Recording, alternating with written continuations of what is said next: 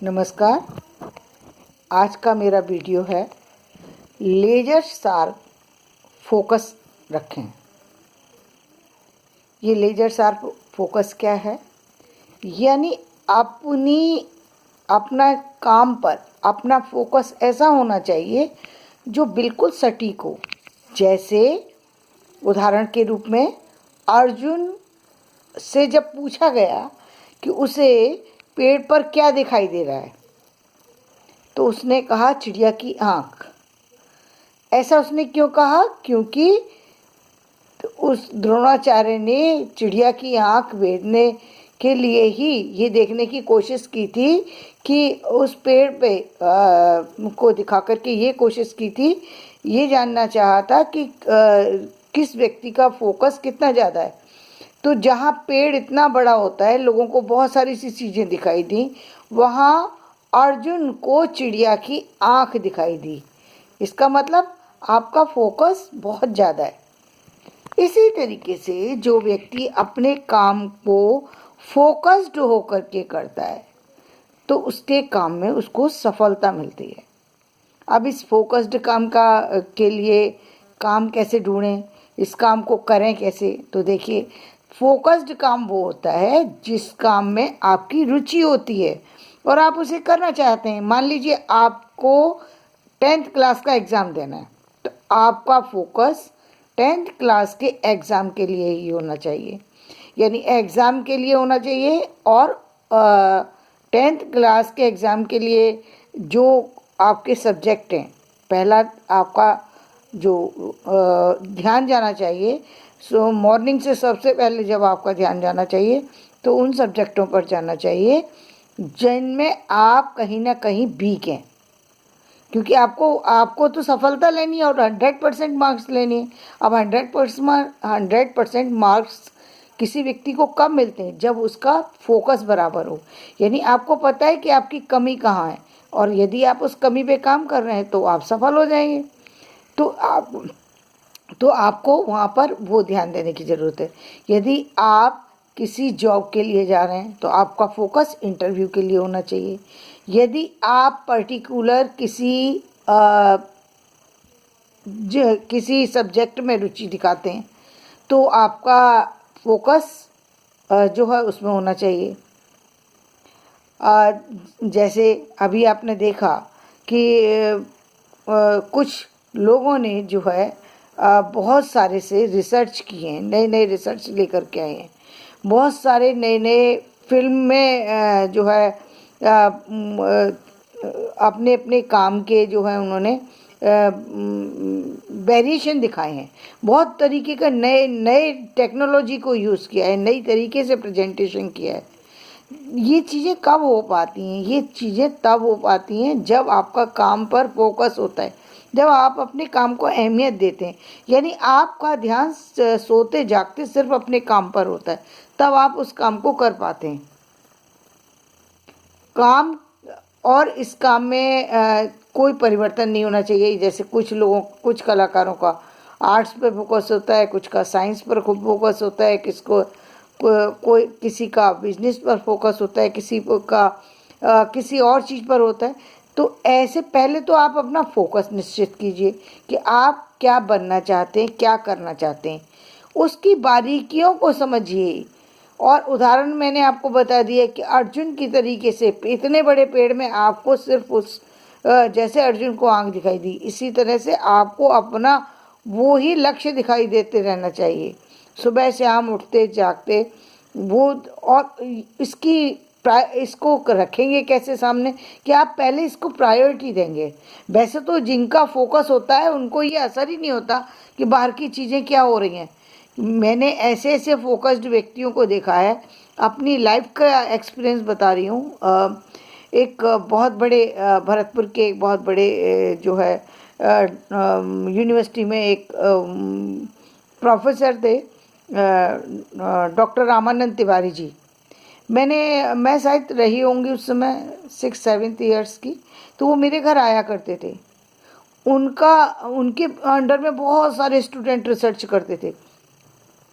उनका फोकस अपने काम पर इतना अधिक था कि वो उन्होंने अपने घर का जो जो कुछ था, पैसे का खर्चा, चाहे जो भी, उनकी पत्नी जो थी वो आईएएस अधिकारी थी, उनकी स्थिति ये थी कि उनकी बेटी की शादी थी और उन्होंने बताया कि मुझे पता नहीं कि मैं तो शादी में शरीक हो गया, लेकिन मेरा ध्यान सारा का सारा वहीं रहता था जहाँ पर मेरे बच्चे रिसर्च कर रहे होते थे, जिस सब्जेक्ट पे रिसर्च कर रहे होते थे मेरा फोकस वहीं होता था, दूसरी जगह जाता नहीं था। हमने उनके फोकस को देखा कि उनको रात को सोने के लिए जब सोते थे तो वो ये पूछते थे, ऐसा है कि हमें ये बता दीजिए कि इसका बेड का सिराना किधर है, और एक और काम कीजिएगा, यदि उनकी कभी कभी वाइफ नहीं आती तो वो कहते थे आप हमें एक पेज पे ये लिख दीजिए कि आपके घर में कौन कौन है। मेरी पत्नी जाते ही पूछेगी और मैं बता ही नहीं पाऊँगा क्योंकि मैं सारे नाम भी भूल जाता हूँ और आपने क्या बताया था ये भी भूल जाता हूँ। मुझे सिर्फ और सिर्फ ये याद रह जाता है कि मैं वहाँ गया था। अब वो नाराज़ होती हैं कि ये मतलब आप जो है ऐसा कैसे कर सकते हैं, लेकिन सत्यता मैंने अब महसूस की है। मैंने अपने पिता को देखा, घर के अंदर इतना बड़ा परिवार था, कम से कम 50 लोग 24 आवर्स रहते थे, और जब वो अपना काम करते थे उनको न किसी की आवाज़ सुनाई देती थी, न किसी की शोर सुनाई देता था, न किसी कमरे में बराबर में हम लोग सब बैठे हुए बात करते रहते थे और मेरे पिता लिखते रहते थे। तो फोकस ऐसा होना चाहिए कि आप, और यही सारे कारण हैं कि मुझे उनसे फोकस मिला, उनसे मुझे ऐसे बड़े बड़े लोगों से मिलने का अवसर मिला कि शायद मैं ईश्वर का धन्यवाद देती हूँ आज कि मुझे ऐसे लोगों से मिलाया उन्होंने कि जिनको देख करके मेरे जीवन की राह बदली। मैंने जीवन में अपने जो है अपनी अपने लिए एक निर्णय लेना शुरू कर दिया। जिस एज में बच्चे सिर्फ खाने की सोचते हैं, मैं 3rd स्टैंडर्ड में रही होंगी और मुझे ये नहीं पता था कि डॉक्टर कैसे बनते हैं, लेकिन मेरे पिता पीएचडी कर रहे थे। मेरे पिता ने बताया मैं हैदराबाद जा रहा हूँ, मैं डॉक्टर बनूंगा। बस मेरे माइंड में doctor doctor doctor doctor doctor ऐसे घूमता था कि मैं डॉक्टर बनूंगी। मुझे नहीं पता था कि मेरे परिवार में 4th और 5th क्लास में मैरिज हो जाती है, लेकिन एक बस वो शब्द मेरे कहीं ना कहीं गूंजता रहता था, मुझे डॉक्टर बनना है। क्षेमचंद्र सुमन जी एक हिंदी जगत के बहुत बड़े जो हस्ती रहे हैं, और उन्होंने बताया कि मैं 18 घंटे स्टडी करता हूँ। वो 18 घंटे का शब्द, ये 71 की बात है, वो 18 घंटे का शब्द मेरे माइंड में ऐसा क्लिक करके गया कि वो 18 घंटे मेरे माइंड से कभी उतरे ही नहीं कि 18 घंटे पढ़ते हम तो और सबसे पहले मेरे हाथ में यदि कोई पुस्तक आई तो वो आई थी जानकी देवी बजाज की जीवनी, और मैंने उस जीवनी से ये सीखा कि लोगों के जीवन में क्या घटित होता है। उस जीवन को पढ़ा मैंने, वो मेरे जीवन की पहली पुस्तक थी। मैंने कहानी नहीं पढ़ी, कविता नहीं पढ़ी, किताब नहीं पढ़ी, पढ़ना सिर्फ सीखा था। पहली पुस्तक पढ़ी और वो थी जानकी देवी बजाज की जीवनी, और वो जीवनी जो है उसने मुझे दिखाया कि कैसे एक भारत की एक स्त्री होती है। उस समय मैं केवल 4 या 4.5 5 साल की रही होंगी। वो उस जीवनी ने मेरे ऊपर स्थायी प्रभाव छोड़ दिया। तो इसी तरीके, और उस स्थायी ने मुझे क्या दिया कि मैं औरतों के प्रति कहीं ना कहीं मेरे हृदय में आज भी सॉफ्ट कॉर्नर बन गया। तो कुछ चीज़ें ऐसी होती हैं जहाँ फोकस आपको करना है।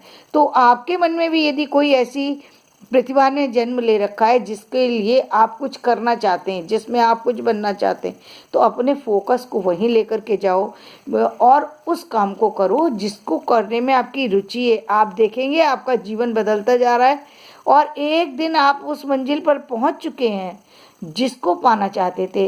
इस संघर्ष में ये हो सकता है कि आपको दूसरों से अधिक समय देना पड़े क्योंकि आपके परिवार में कोई नहीं है, क्योंकि आपके साथी वैसा नहीं सोचते जैसा आप सोचते हैं, आपके मित्र वैसा सोचते नहीं हैं, या फिर आपके पास फाइनेंशियली प्रॉब्लम हो, या और बहुत सारी कारण हो सकते हैं। लेकिन फोकस होने के लिए ज़रूरी है एक वो पॉइंट, वो सोच जिसके बारे में आपको पता हो, और दूसरा आपका उसको टाइमिंग देना। वो आप कितने उसको पसंद करते हैं ये वक्त आपका डिसाइड करेगा, लेकिन एक ना एक दिन वो चीज़ मिलती है। इसमें रत्ती भर भी आपको शक करने की गुंजाइश नहीं है। तो आपका फोकस जो है ना, इतना मैं अपने फोकस की बताती हूँ कि पीएचडी करने में मुझे 14 साल लगे, और उसका कारण ये था कि पहले मैंने संस्कृत में पीएचडी की। लास्ट मोमेंट पे कुछ ऐसा हुआ कि जब सिग्नेचर होने वाले थे, कुछ कारण ऐसा बना कि मैंने उसे छोड़ दिया। अब दूसरी बार मैंने पीएचडी की, सब कुछ तैयार, सब सारा मिल गया, लेकिन जो मेरी सिनॉप्सिस थी वो रिजेक्ट होकर के आ गई कि ये सब्जेक्ट आपको नहीं दिया जा सकता। पहले टाइम लगता था, अगली बार जब आई तो फिर मुझे काम करने को मिला, और तब तक इस सारे प्रोसेस में मुझे 14 ईयर्स लग गए। जिस 84 में मैंने पीएचडी स्टार्ट की थी, वो पीएचडी जाके कंप्लीट हुई 98 में। 98 में मुझे अवार्ड हुई पीएचडी। 84 में मैंने शुरू की, और लेकिन ये कंप्लीट इसलिए कर पाई क्योंकि मुझे एक जुनून था कि मुझे पीएचडी करनी है। हालात यहाँ तक हो गई कि मेरे हाथों में जो है इतनी प्रॉब्लम हो गई, अर्थराइटिस की इतना हैवी अटैक था कि मैं हाथों से पेन पकड़ने की स्थिति में नहीं होती थी। एक पेज पकड़ के लिए मुझे लिखने में कठिनाई होती थी, लेकिन उसको इसलिए कर पाई क्योंकि वो मेरा जुनून था। मैंने सोच ली चाहे कुछ भी हो, करना ही है मुझे। जब आपका फोकस इतना अधिक हो जाता है तो आप काम करते हैं और पूरी दिल से करते हैं, और दिल से किए गए काम की हमेशा वैल्यू होती है। इसको आप भी समझिए और इसको करना शुरू कर दीजिए। धन्यवाद। आज मैं अपना जो वीडियो है यहीं पे समाप्त करती हूँ, और मैंने ये जानकारी आपको इसीलिए दी कि आप भी अपने जीवन में जिस चीज़ को लेकर के चलें, उसको यदि बार बार छूट भी रही है कोई बात नहीं है, लेकिन उसमें लगे रहें, एक ना एक दिन आपको सफलता ज़रूर मिलेगी। धन्यवाद, दोबारा से धन्यवाद कहती हूँ, और आशा करती हूँ कि आप लोग भविष्य में बढ़ते रहेंगे, और मेरे वीडियो को लाइक करें, सब्सक्राइब करें और शेयर करें। धन्यवाद।